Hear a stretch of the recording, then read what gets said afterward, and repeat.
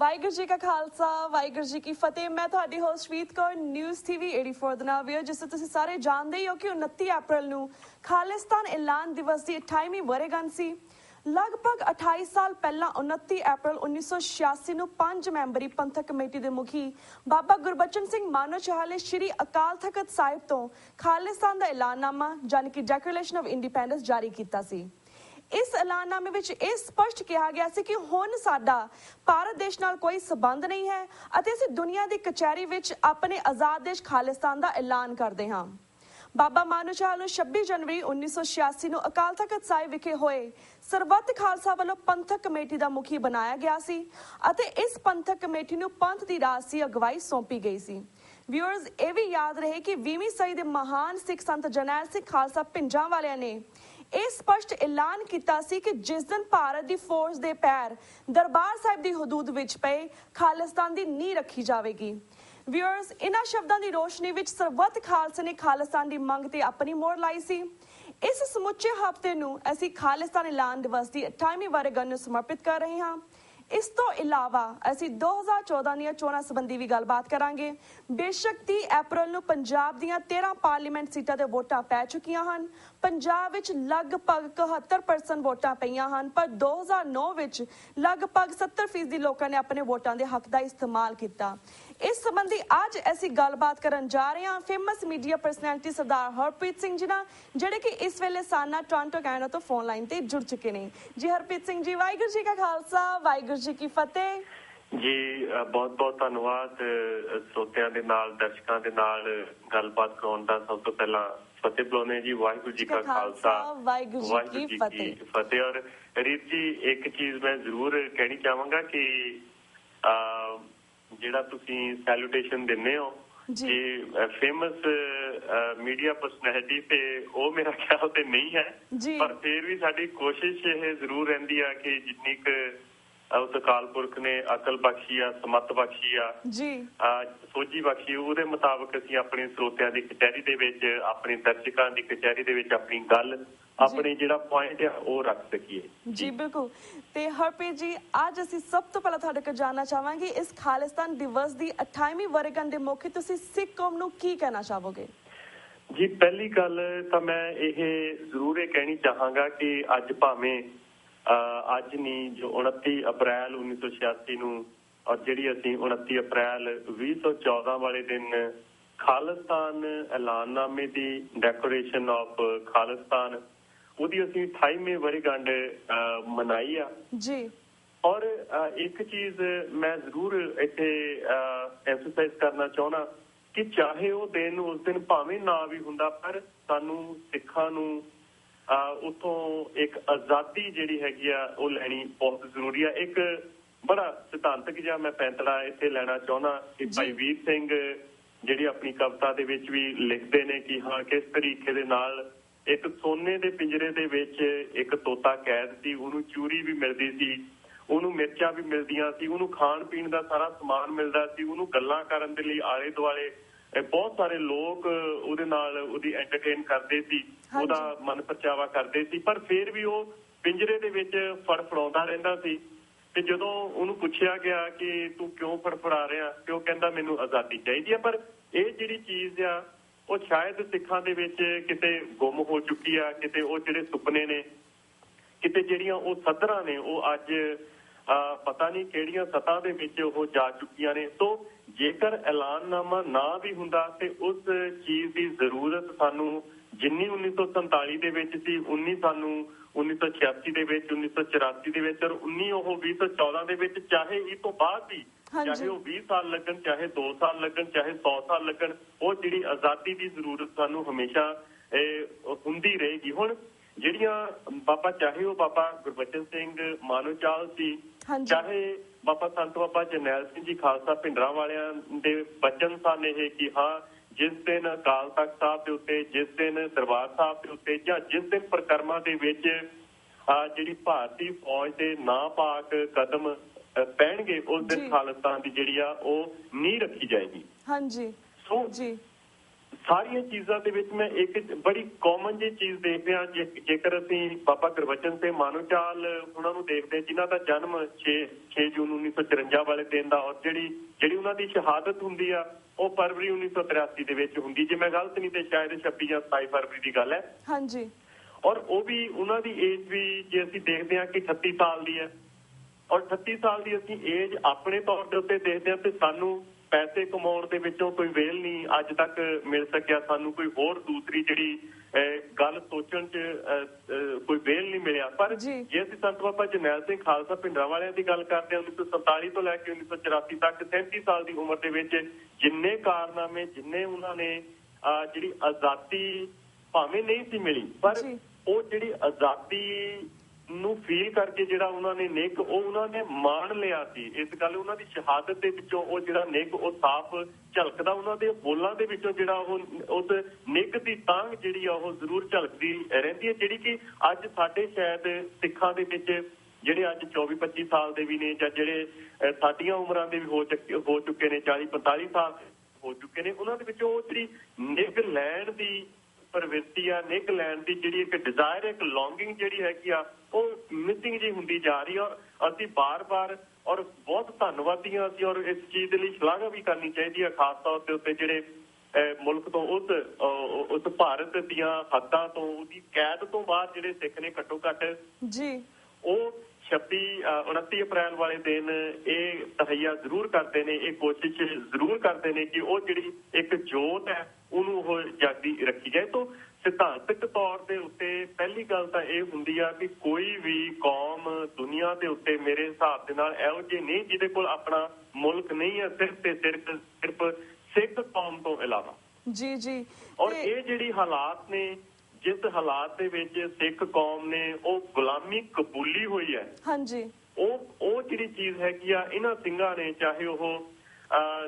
ਜਿੰਨਾ ਵੀ ਉਸ ਦੌਰ ਦੇ ਵਿੱਚ ਖਾਲਿਸਤਾਨ ਦੀ ਲਹਿਰ ਚੱਲੀ, ਜਿਨ੍ਹਾਂ ਨੇ ਵੀ ਉਹਨਾਂ ਨੇ ਆਪਣੀਆਂ ਜਾਨਾਂ ਦੀਆਂ ਆਹੂਤੀਆਂ ਦਿੱਤੀਆਂ ਉਸ ਸਾਰੀ ਦੀ ਸਾਰੀ ਲਹਿਰ ਦੇ ਵਿੱਚ, ਆਪਣੇ ਪਰਿਵਾਰ ਬਾਰੇ ਨੇ, ਆਪਣੇ ਸਾਧਨ ਬਾਰੇ ਨੇ, ਆਪਣੀ ਜ਼ਿੰਦਗੀ ਦੇ ਸੁੱਖ ਬਾਰੇ ਨੇ, ਔਰ ਉਸ ਤੋਂ ਬਾਅਦ ਆਪਣੇ ਚਾਹੇ ਜਿਹੜੇ ਉਹਨਾਂ ਦੇ ਬਾਲ ਬੱਚੇ ਨੇ, ਜਿਹੜੇ ਅੱਜ ਵੀ ਕਈ ਵਾਰ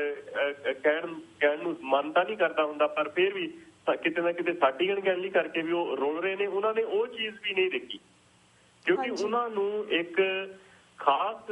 ਨਿੱਘ ਦੀ ਮਹਿਸੂਸ ਹੋ ਰਿਹਾ ਸੀ, ਆਪਣੇ ਲਈ ਨਹੀਂ, ਸ਼ਾਇਦ ਉਹ ਆਪਣੀ ਕੌਮ ਦੇ ਲਈ ਵੀ ਉਹ ਮਹਿਸੂਸ ਹੋ ਰਿਹਾ ਸੀ, ਜਿਨ੍ਹਾਂ ਨੇ ਉਹ ਚੀਜ਼, ਉਹ ਚੇਤਕ ਜਿਹੜੀ ਆ ਲੋਕਾਂ ਦੇ ਮਨਾਂ ਦੇ ਵਿੱਚ ਜਗਾਉਣ ਦੇ ਲਈ ਆਪਣੇ ਆਪ ਨੂੰ, ਆਪਣੀ ਜਿਹੜੀ ਜ਼ਿੰਦਗੀ ਆ ਉਹਦੀ ਕੁਰਬਾਨੀ ਜਿਹੜੀ ਆ ਉਹ ਬੜੇ ਸੁਖਦ ਤਰੀਕੇ ਨਾਲ, ਆਰਾਮ ਦੇ ਨਾਲ ਉਹਨਾਂ ਨੇ ਕਰ ਦਿੱਤੀ ਹੈ। ਇੰਨੇ ਤਸ਼ੱਦਦ ਝੱਲਣ ਤੋਂ ਬਾਅਦ ਵੀ ਮੈਂ ਇਹ ਕਹਿੰਦਾ ਕਿ ਉਹਨਾਂ ਨੇ ਬੜੇ ਆਰਾਮ ਦੇ ਨਾਲ, ਸਹਿਜ ਦੇ ਨਾਲ ਉਹ ਸ਼ਹਾਦਤਾਂ ਪ੍ਰਾਪਤ ਕੀਤੀਆਂ, ਸਿਰਫ ਤੇ ਸਿਰਫ ਇਹ ਗੱਲ ਪੱਕੇ ਕਰਨ ਦੇ ਲਈ ਕਿ ਸਿੱਖੋ ਸਾਨੂੰ ਆਜ਼ਾਦੀ ਦੀ ਜ਼ਰੂਰਤ ਹੈ। ਉਹ ਆਜ਼ਾਦੀ ਕੋਈ ਜ਼ਰੂਰੀ ਨਹੀਂ ਹੁੰਦਾ ਕਿ ਉਹ ਕਿਸੇ ਖੁਸ਼ਹਾਲੀ ਦੀ ਮੁਹਤਾਜ ਹੋਵੇ, ਭਾਵੇਂ ਕਿ ਇਹ ਸੈਕੰਡਰੀ ਕੁਐਸਚਨਸ ਨੇ ਕਿ ਹਾਂ ਉਹ ਉਸ ਸਟੇਟ ਦੀ ਜਿਹੜੀ ਇਕਨੋਮਿਕਲ ਵਾਇਬਿਲਿਟੀ ਕੀ ਹੋਏਗੀ, ਕਿ ਕੀ ਉਸ ਦੇਸ਼ ਦੇ ਵਿੱਚ, ਉਸ ਮੁਲਕ ਦੇ ਵਿੱਚ, ਉਸ ਖਿੱਤੇ ਦੇ ਵਿੱਚ ਸਮਰੱਥਾ ਹੋਏਗੀ ਕਿ ਆਪਣੇ ਆਪ ਨੂੰ ਡਿਪੈਂਡ ਕਰ ਸਕੇਗਾ, ਕਿ ਉਸ ਮੁਲਕ ਦੇ ਵਿੱਚ, ਉਸ ਸਿਸਟਮ ਦੇ ਵਿੱਚ ਕੀ ਸਮਰੱਥਾ ਹੋਏਗੀ ਕਿ ਹਿੰਦੂ, ਮੁਸਲਿਮ, ਸਿੱਖ, ਈਸਾਈ ਜਾਂ ਕੋਈ ਵੀ ਦਲਿਤ ਹੋਵੇ ਜਾਂ ਕੋਈ ਵੀ ਜਿਨ੍ਹਾਂ ਨੂੰ ਅਨਟੱਚੇਬਲ ਇਹ ਕਹਿੰਦੇ ਰਹੇ ਨੇ ਕਿ ਕੀ ਉਹਨਾਂ ਦੀ ਜਗ੍ਹਾ ਉੱਥੇ ਬਣ ਸਕੇਗੀ, ਕਿ ਆਰਥਿਕ ਤੌਰ ਤੇ ਉਹ ਫਲੋਰਿਸ਼ ਕਰ ਸਕਦੇ, ਕੌਮੀ ਪਾਰਟੀ ਬਾਅਦ ਦੀਆਂ ਗੱਲਾਂ। ਪਰ ਸਭ ਤੋਂ ਪਹਿਲੀ ਜਿਹੜੀ ਗੱਲ ਹੈ ਆਜ਼ਾਦੀ ਦੇ ਵਿੱਚ ਕਿ ਉਹ ਇੱਕ ਸੰਕਲਪ ਦੀ ਗੱਲ ਹੈ, ਇੱਕ ਨਿੱਘ ਦੀ ਗੱਲ ਹੈ, ਇੱਕ ਆਸ ਦੀ ਗੱਲ ਹੈ, ਹੈਲੋ ਅਸੀਂ ਸਾਕਾਰ ਕਰਦੇ, ਭਾਵੇਂ ਕਿ ਇਹਨਾਂ ਗੱਲਾਂ। ਵੀਰ ਜੀ ਤੁਹਾਡੀ ਆਵਾਜ਼ ਕੱਟ ਰਹੀ ਹੈ। ਹੈਲੋ ਜੀ, ਹਾਂਜੀ ਵੀਰ ਜੀ ਤੁਹਾਡੀ ਆਵਾਜ਼ ਕੱਟ ਰਹੀ ਹੈ, ਮੇਬੀ ਤੁਸੀਂ ਆਊਟ ਆਫ ਰੇਂਜ ਹੋ ਰਹੇ ਹੋ। ਹੈਲੋ ਕਿ ਮੇਰੇ ਹਿਸਾਬ ਦੇ ਨਾਲ ਤੇ ਮੈਨੂੰ ਲੱਗ ਰਿਹਾ ਕਿ ਹਾਂਜੀ ਵੀਰ ਜੀ ਹੁਣ ਬਿਲਕੁਲ ਕਲੀਅਰ ਆ ਰਹੀ ਹੈ, ਹੁਣ ਤੁਸੀਂ ਕੰਟੀਨਿਊ ਕਰ ਸਕਦੇ ਹੋ ਜੀ। ਸੋ ਮੈਂ ਇਹ ਕਹਿ ਰਿਹਾ ਕਿ ਕਿਸੇ ਵੀ ਤਰੀਕੇ ਦੇ ਨਾਲ ਜੋ ਖਾਲਿਸਤਾਨ ਨਾਂ ਦਾ ਇੱਕ ਦੇਸ਼ ਆਲੇ ਦੁਆਲੇ ਦੇ ਵਿੱਚ ਸਿਸਟਮ ਦੇ ਤੌਰ ਦੇ ਉੱਤੇ ਇੱਕ ਐਗੈਲਿਟੇਰੀਅਨ ਸਟੇਟ ਹੋਏਗੀ, ਉਸ ਸਟੇਟ ਦੇ ਵਿੱਚ ਹਰ ਇੱਕ ਦੀ ਸੁਣੀ ਜਾਏਗੀ, ਉਸ ਸਟੇਟ ਦੇ ਵਿੱਚ ਹਰ ਇੱਕ ਧਰਮ ਦਾ ਜਿਹੜਾ ਹੈਗਾ ਇੱਕ ਜਿਸ ਤਰੀਕੇ ਨਾਲ ਵੀ ਕੋਈ ਵੀ ਮਨੁੱਖ ਆਪਣੇ ਧਰਮ ਨੂੰ ਅਪਣਾਉਣਾ ਚਾਹੁੰਦਾ, ਆਪਣੇ ਧਰਮ ਨੂੰ ਮੰਨਣਾ ਚਾਹੁੰਦਾ, ਆਪਣੇ ਧਰਮ ਨੂੰ ਚਲਾਉਣਾ ਚਾਹੁੰਦਾ, ਉਹ ਉਸ ਤਰੀਕੇ ਨਾਲ ਚਲਾਏਗਾ। ਪਰ ਇਹ ਜਿਹੜੀਆਂ ਸਾਰੀਆਂ ਗੱਲਾਂ ਨੇ ਇਹ ਬਾਅਦ ਦੀਆਂ ਗੱਲਾਂ ਨੇ। ਸਭ ਤੋਂ ਪਹਿਲੀ ਗੱਲ ਇਹ ਹੈ ਕਿ ਸਾਨੂੰ ਆਜ਼ਾਦੀ ਚਾਹੀਦੀ ਹੈ ਹਾਂਜੀ। ਔਰ ਉਹ ਆਜ਼ਾਦੀ ਦੇ ਵੱਖਰੇ ਵੱਖਰੇ ਤੌਰ ਤਰੀਕੇ ਵੱਖਰੇ ਵੱਖਰੇ ਇਹ ਤਾਂ ਹੋ ਸਕਦੇ ਕਿ ਕੋਈ ਕਿਸ ਤਰੀਕੇ ਨਾਲ ਉਹ ਆਜ਼ਾਦੀ ਲੈਣੀ ਚਾਹੁੰਦਾ, ਕੋਈ ਕਿਸ ਤਰੀਕੇ ਨਾਲ ਆਜ਼ਾਦੀ ਲੈਣੀ ਚਾਹੁੰਦਾ, ਪਰ ਸਾਨੂੰ ਇੱਕ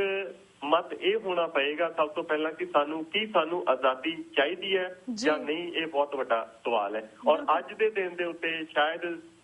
ਸਾਨੂੰ ਇਹ ਸਮਾਂ ਵੀ ਮਿਲਦਾ ਕਿ ਚਲੋ ਜੋ ਖਾਲਿਸਤਾਨ ਦਾ ਜਿਹੜਾ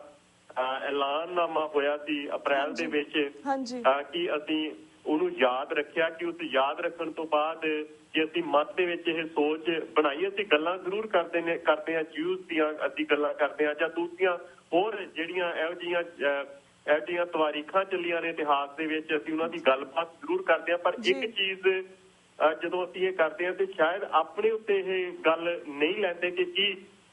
ਜੇ ਅਸੀਂ ਜਿਊਜ਼ ਦੀ ਵੀ ਗੱਲ ਕਰਦੇ ਹਾਂ ਤੇ ਭਾਵੇਂ ਕਿ ਉਹਨਾਂ ਨੇ ਹਜ਼ਾਰਾਂ ਸਾਲ ਜਿਹੜੇ ਗੁਲਾਮੀ ਦੇ ਵਿੱਚ ਕੱਟੇ ਨੇ, ਪਰ ਉਹਨਾਂ ਦੇ ਵਿੱਚ ਇੱਕ ਚੇਤਕ ਸੀ, ਉਹਨਾਂ ਦੇ ਵਿੱਚ ਇੱਕ ਆਸ ਸੀ ਇਸ ਗੱਲ ਦੀ ਕਿ ਅਗਲੇ ਸਾਲ ਅਸੀਂ ਜੇਰੂਸਲਮ ਦੇ ਵਿੱਚ ਮਿਲਾਂਗੇ। ਔਰ ਉਹ ਜਿਹੜੀ ਆਸ, ਉਹ ਜਿਹੜੀ ਚੇਤਕ, ਉਹ ਜਿਹੜੇ ਸੁਪਨੇ ਆ ਸਾਡੇ ਵਿੱਚ ਹੋਣੇ ਬਹੁਤ ਜ਼ਰੂਰੀ ਨੇ ਜੇਕਰ ਅਸੀਂ ਆਪਣੀਆਂ ਆਉਣ ਵਾਲੀਆਂ ਪੀੜ੍ਹੀਆਂ ਨੂੰ ਕੁਝ ਸੁਧਾਰਨਾ ਚਾਹੁੰਦੇ ਆ ਜਾਂ ਅਸੀਂ ਆਪਣੇ ਧਰਮ ਦੀ, ਆਪਣੀ ਆਈਡੈਂਟਿਟੀ ਦੀ ਇੱਕ ਰਾਖੀ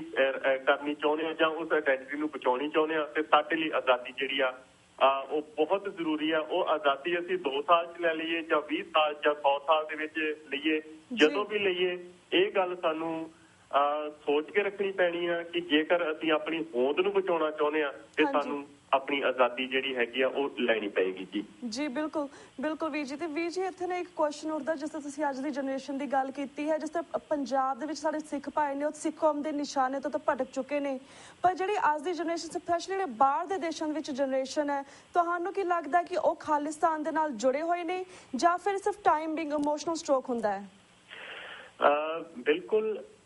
ਇੱਕ ਚੀਜ਼ ਤਾਂ ਬਹੁਤ ਤੈਅ ਹੈ ਕਿ ਜਿਹੜੇ ਇੱਥੋਂ ਦੇ ਬੋਰਨ ਬ੍ਰੌਟ ਅਪ, ਚਾਹੇ ਉਹ ਬੱਚੇ ਨੇ ਚਾਹੇ ਯੂਥ ਨੇ, ਉਹ ਕੁਐਸਚਨ ਜ਼ਰੂਰ ਕਰਦੇ ਨੇ।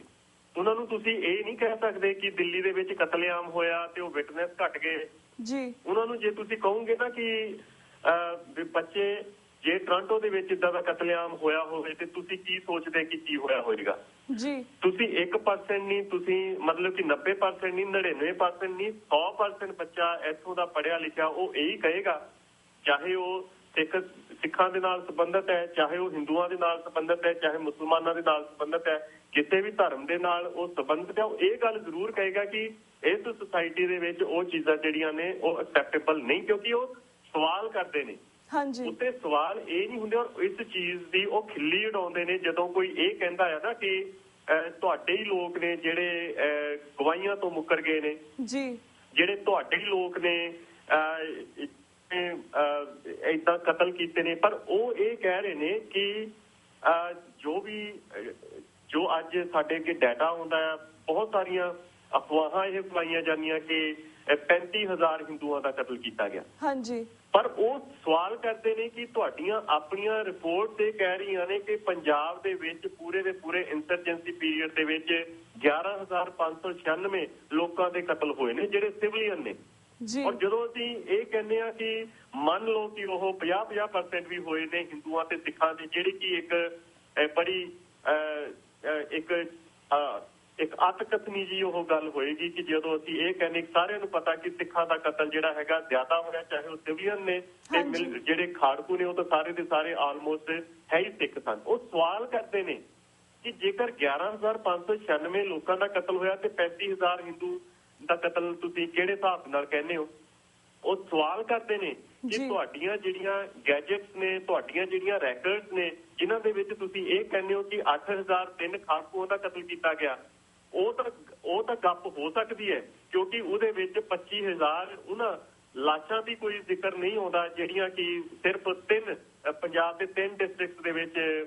ਅਣਪਛਾਤੀਆਂ ਕਹਿ ਕੇ ਸਾੜੀਆਂ ਗਈਆਂ ਸਨ, ਉਹਨਾਂ ਦਾ ਕਿਤੇ ਜ਼ਿਕਰ ਨਹੀਂ ਹੁੰਦਾ। ਉਹ ਉਸ ਗੱਲ ਨੂੰ ਤਾਂ ਝੂਠ ਮੰਨਦੇ ਨੇ। ਸੋ ਅੱਜ ਦਾ ਜਿਹੜਾ ਯੂਥ ਹੈ, ਚਾਹੇ ਉਹ ਬਾਹਰ ਕਿਸੇ ਵੀ ਮੁਲਕ ਦੇ ਵਿੱਚ ਹੈ, ਇਹ ਜ਼ਰੂਰ ਗੱਲ ਕਰਦਾ ਹੈ ਕਿ ਹਾਂ ਜੋ ਭਾਰਤ ਸਰਕਾਰ ਦੇ ਵੱਲੋਂ ਪ੍ਰੋਪੇਗੈਂਡਾ ਕੀਤਾ ਜਾ ਰਿਹਾ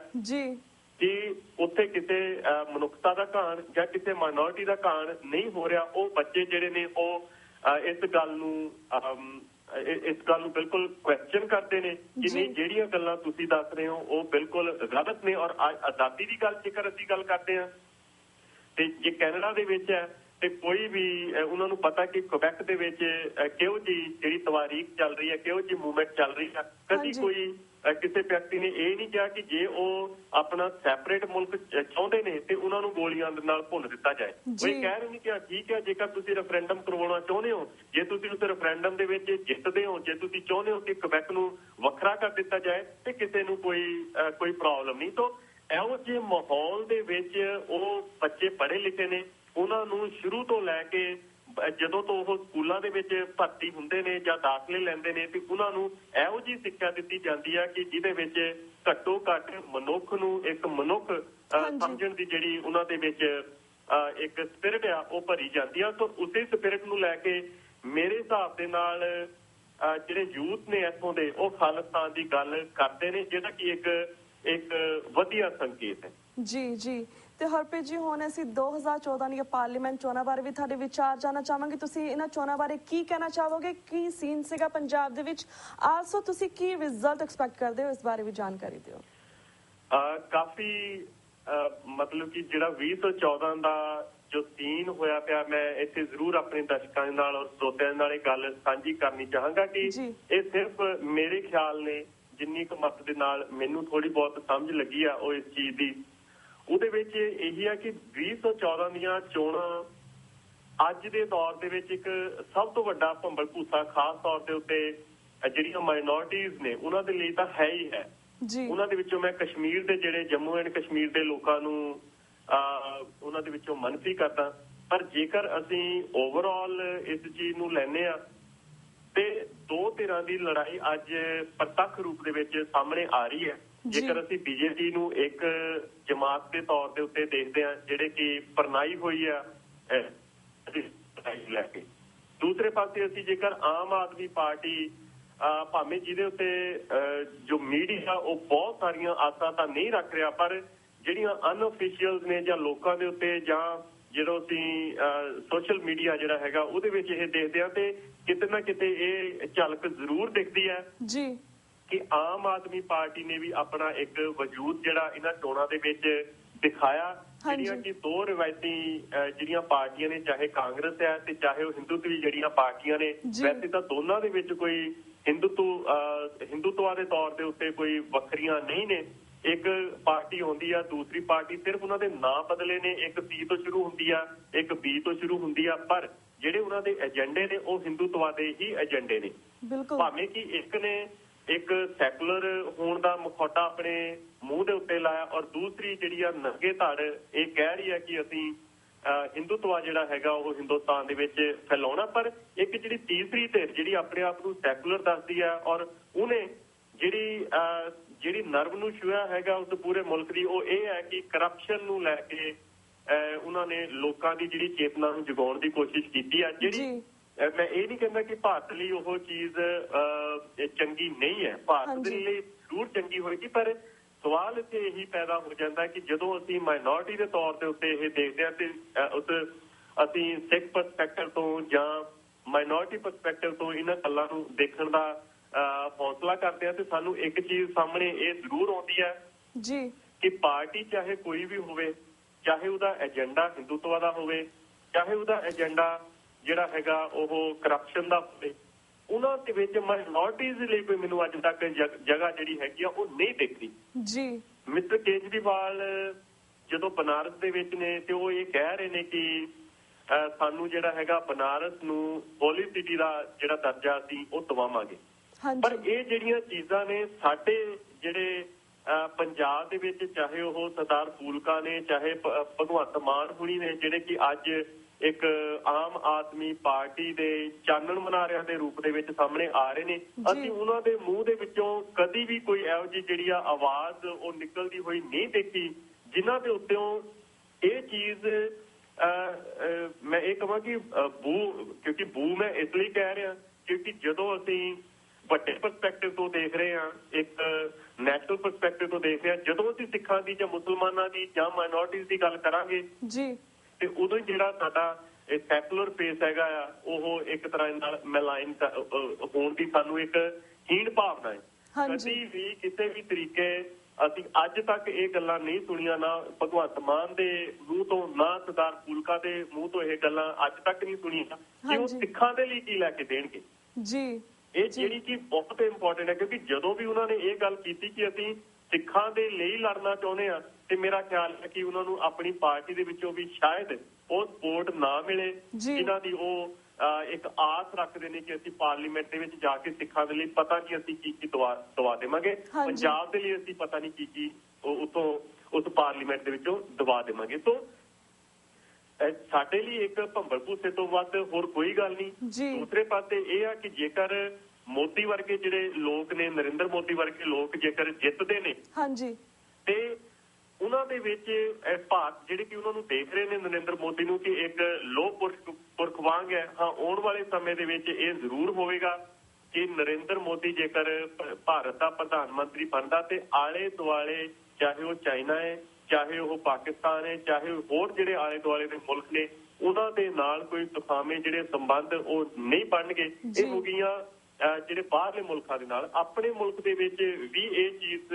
ਤੈਅ ਹੈ ਕਿ ਨਰਿੰਦਰ ਮੋਦੀ ਦੇ ਵੱਲੋਂ ਜਿਹੜਾ ਹਿੰਦੂਤਵਾ ਦਾ ਜਿਹੜਾ ਇੱਕ ਏਜੰਡਾ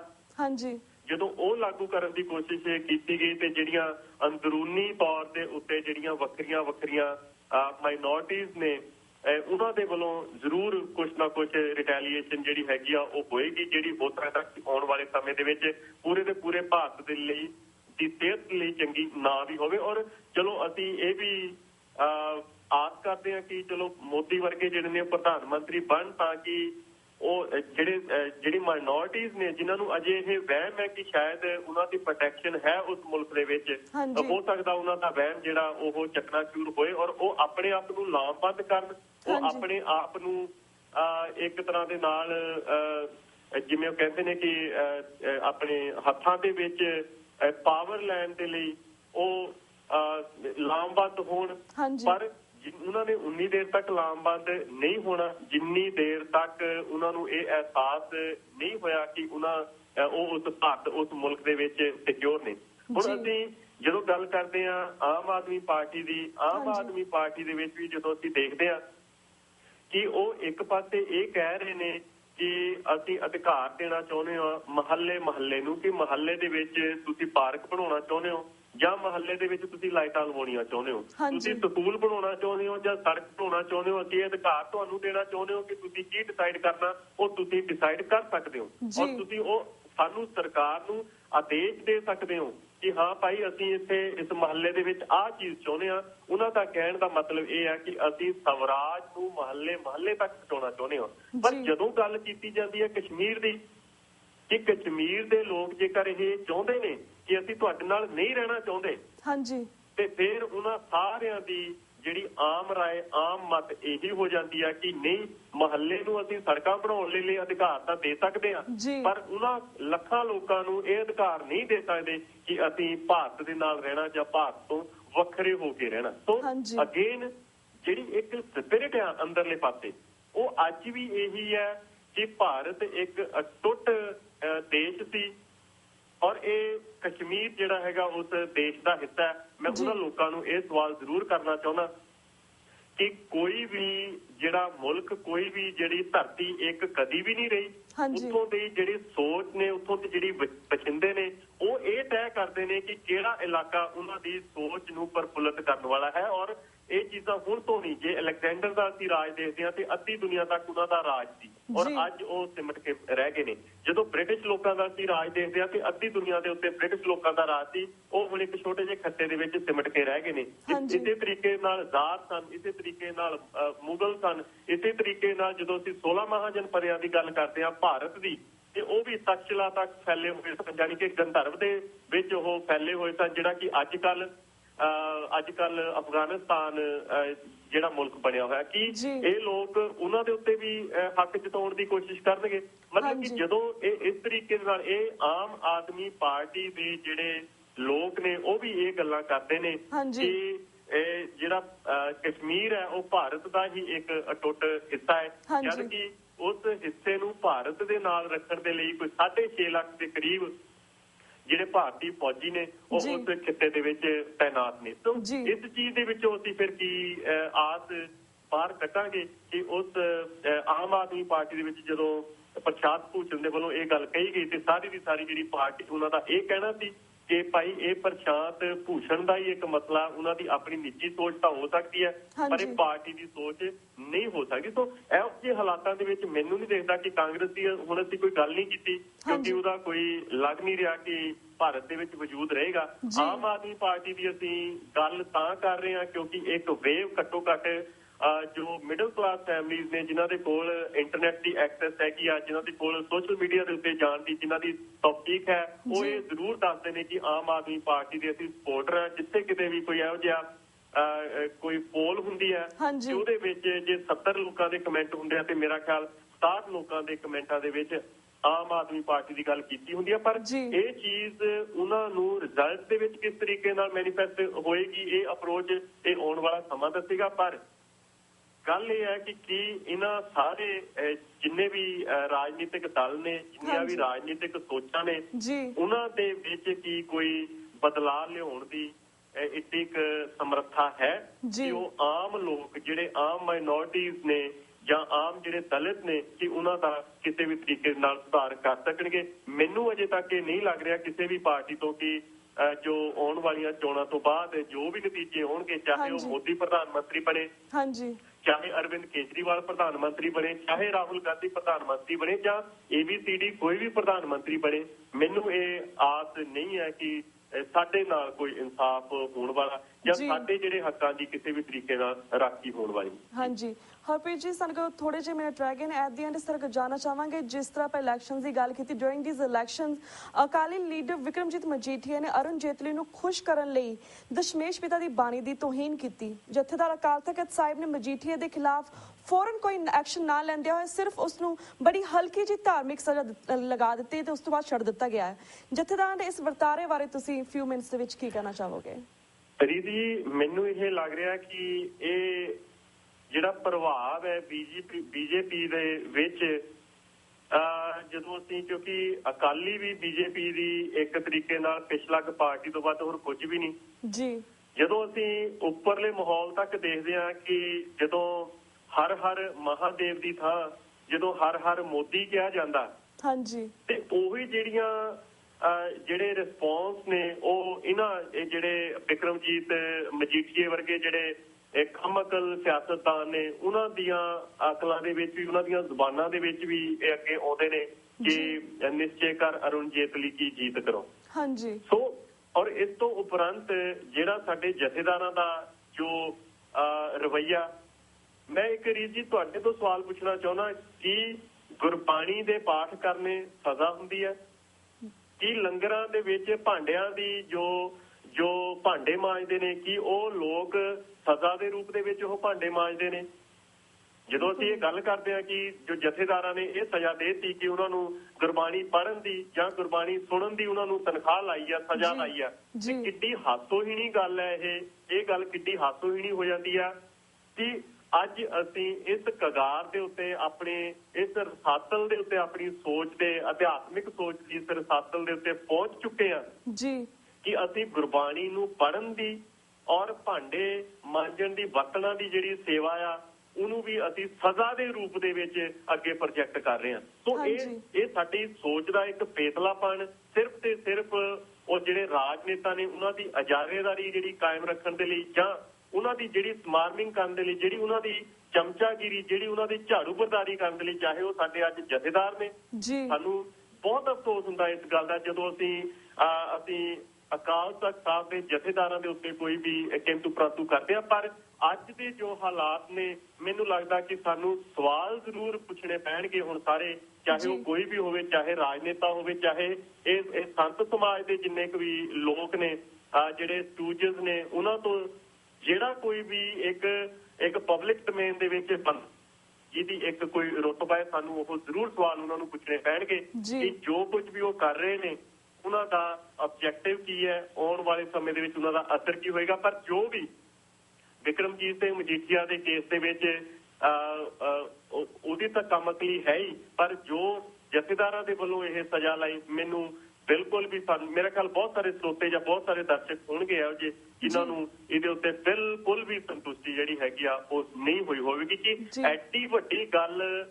ਕਹਿਣ ਲੱਗਿਆ ਨਾ ਉਹਨੂੰ ਸ਼ਰਮ ਆਈ ਹੈ ਔਰ ਨਾ ਹੀ ਜਿਹੜੇ ਸਾਡੇ ਜਥੇਦਾਰ ਨੇ ਅਕਾਲ ਤਖਤ ਸਾਹਿਬ ਦੇ ਉਹਨਾਂ ਨੇ ਕੋਈ ਵੀ ਏਡੀ ਵੱਡੀ ਗੱਲ ਸੋਚੀ ਹੈ ਕਿ ਇਹਦੇ ਦੂਰਗਾਮੀ ਨਤੀਜੇ ਕੀ ਨਿਕਲ ਸਕਦੇ ਨੇ। ਸੋ ਇਹੀ ਮੈਂ ਕਹਿਣੀ ਚਾਹੁੰਦਾ ਜੀ। ਪਰ ਹਰਪ੍ਰੀਤ ਜੀ ਤੁਹਾਨੂੰ ਕੀ ਲੱਗਦਾ ਕਿ ਬਾਹਰ ਦੇ ਜਿਹੜੇ ਦਰਸ਼ਕ ਨੇ ਜਾਂ ਬਾਹਰ ਦੀ ਸਾਡੀ ਸਿੱਖ ਕੌਮ ਹੈ ਸਾਨੂੰ ਇਸ ਤੇ ਕੀ ਐਕਸ਼ਨ ਲੈਣਾ ਚਾਹੀਦਾ? What do you think?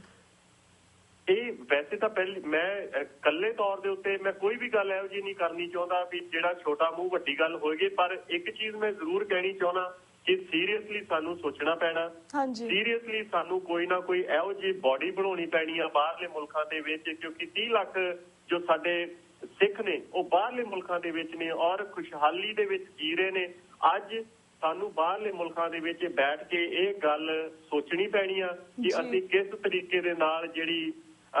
ਆਪਣੀ ਭਾਵਨਾ ਉਹ ਉੱਥੋਂ ਦੇ ਜਿਹੜੇ ਬੈਠੇ ਲੋਕ ਸੁੰਨ ਹੋਏ ਪਏ ਜਿਹੜੇ ਲੋਕ ਨੇ, ਚਾਹੇ ਉਹ ਰਾਜਨੀਤੀ ਦੇ ਵਿੱਚ ਨੇ ਚਾਹੇ ਉਹ ਧਾਰਮਿਕ ਡੋਮੇਨ ਦੇ ਵਿੱਚ ਲੋਕ ਨੇ, ਉਹਨਾਂ ਨੂੰ ਆਪਣਾ ਮੈਸੇਜ, ਉਹਨਾਂ ਨੂੰ ਸਾਡੀ ਰਿਟੈਲੀਏਸ਼ਨ, ਉਹਨਾਂ ਨੂੰ ਸਾਡੀਆਂ ਪੇਨਸ ਜਿਹੜੀਆਂ ਹੈਗੀਆਂ ਉਹਨਾਂ ਤੱਕ ਦਰਜ ਕਰਵਾ ਸਕੀਏ। ਸਾਨੂੰ ਇੰਨਾ ਕੁ ਆਪਣਾ ਵਜੂਦ, ਇੰਨੀ ਕੁ ਆਪਣੀ ਪਾਵਰ ਜ਼ਰੂਰ ਬਣਾਉਣੀ ਪੈਣੀ ਆ ਤਾਂ ਕਿ ਉਸ ਪਾਵਰ ਦੀ ਇੱਕ ਸੇ ਜਿਹੜੀ ਆ ਉਹ ਪੰਜਾਬ ਦੇ ਵਿੱਚ ਜ਼ਰੂਰ ਹੋਵੇ ਕਿ ਇਹ ਨਾ ਹੋਵੇ ਕਿ ਉਹ ਆਪ ਹੁਦਰੀਆਂ ਉਹਨਾਂ ਮੁਲਕਾਂ ਦੇ ਵਿੱਚ ਬੈਠ ਕੇ ਕਰਨ, ਪਰ ਉਹਨਾਂ ਨੂੰ ਇੱਕ ਜਵਾਬ ਦੇ ਸਾਡੇ ਅੱਗੇ ਜ਼ਰੂਰ ਹੋਣਾ ਪਏਗਾ ਔਰ ਸਾਨੂੰ ਬਣਾਉਣਾ ਪਏਗਾ।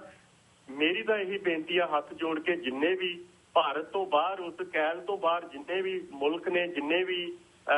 ਸਾਡੇ ਸਿੱਖ ਨੇ ਬਾਹਰ ਬੈਠੇ, ਉਹਨਾਂ ਨੂੰ ਇੱਕ ਜਥੇਬੰਦੀ ਇਹੋ ਜਿਹੀ ਜ਼ਰੂਰ ਬਣਾਉਣੀ ਪੈਣੀ ਹੈ ਕਿ ਜਿਹਦਾ ਇੱਕ ਆਧਾਰ ਹੋਵੇ, ਜਿਹਦੀ ਇੱਕ ਸਬਸਟੈਂਸ ਹੋਵੇ, ਜਿਹਦਾ ਇੱਕ ਸੇ ਹੋਵੇ ਤਾਂ ਕਿ ਉਹ ਲੋਕ ਆਪ ਉਧਰੀਆਂ ਉਹਨਾਂ ਮੁਲਕਾਂ ਦੇ ਵਿੱਚ ਬੈਠ ਕੇ ਨਾ ਕਰ ਸਕਣ। ਇਸ ਤਰੀਕੇ ਦੇ ਨਾਲ ਸਿੱਖ ਧਰਮ ਦੇ ਸਿਧਾਂਤਾਂ ਜਿਹੜੀ ਆ ਉਹ ਖਿੱਲੀ ਨਾ ਉੜ ਸਕਣ। ਸੋ ਮੇਰੀ ਬੇਨਤੀ ਇਹੀ ਆ ਕਿ ਜ਼ਰੂਰ ਸਾਨੂੰ ਇੱਥੇ ਸਿਰ ਜੋੜ ਕੇ ਬੈਠਣਾ ਪਏਗਾ ਤਾਂ ਕਿ ਅਸੀਂ ਉਹਨਾਂ ਲੋਕਾਂ ਦੇ ਜਿਹੜੇ ਦਿਮਾਗ ਆ ਉਹ ਠੀਕ ਕਰ ਸਕੀਏ। ਜੀ ਬਿਲਕੁਲ ਬਿਲਕੁਲ ਹਰਪ੍ਰੀਤ ਜੀ ਜਿਸ ਤਰ੍ਹਾਂ ਅਸੀਂ ਪਹਿਲਾਂ ਗੱਲ ਕੀਤੀ ਕਿ ਸਾਡਾ ਹੁਣ ਵਕਤ ਸਮਾਪਤੀ ਵੱਲ ਜਾ ਰਿਹਾ, ਅੱਜ ਤੁਹਾਡੇ ਕੋਲ ਅਸੀਂ ਇੱਥੇ ਜਾਤ ਲੈਣੇ। ਤੁਹਾਡਾ ਬਹੁਤ ਬਹੁਤ ਸ਼ੁਕਰੀਆ, ਤੁਸੀਂ ਆਪਣੇ ਵਿਚਾਰ ਸਾਂਝੇ ਕੀਤੇ ਸਾਰੇ ਦਰਸ਼ਕਾਂ ਦੇ ਨਾਲ ਤੇ ਇੱਥੇ ਸਾਡੇ ਕੋਲ ਅਸੀਂ ਇਜਾਜ਼ਤ ਲੈਣੇ ਆ ਜੀ। ਵਾਹਿਗੁਰੂ ਜੀ ਕਾ ਖਾਲਸਾ, ਵਾਹਿਗੁਰੂ ਜੀ ਕੀ ਫਤਿਹ। ਫਤਿਹ ਜੀ, ਬਹੁਤ ਬਹੁਤ ਧੰਨਵਾਦ ਜੀ। ਵਾਹਿਗੁਰੂ ਜੀ ਕਾ ਖਾਲਸਾ, ਵਾਹਿਗੁਰੂ ਜੀ ਕੀ ਫਤਿਹ।